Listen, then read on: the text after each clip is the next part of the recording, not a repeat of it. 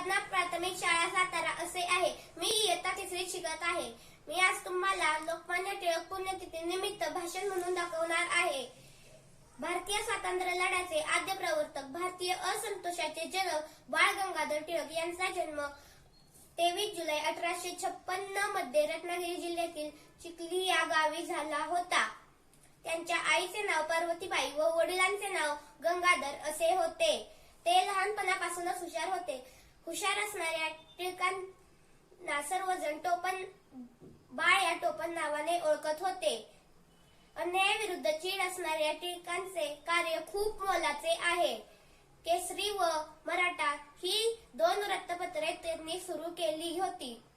इंग्रजांना शेतकऱ्याप्रती जाणीव करून दिली होती। जहाल पक्षाची स्थापना करून त्यांनी इंग्रज सरकारला सळो की पळो करून सोडले होते। त्यामुळे त्यांना अनेकदा तुरुंगवास भोगावा लागला होता। स्वराज्य हा माझा जन्मसिद्ध हक्क आहे आणि तो मी मिळवणारच अशी त्यांनी सिंहगर्जना करून इंग्रज सरकारला भारत देश सोडून चालते वा असे ठणकावून सांगितले। लोक एकत्रित येण्यासाठी त्यांनी शिवजयंती व गणेश उत्सव हे 2 सण सुरू केले।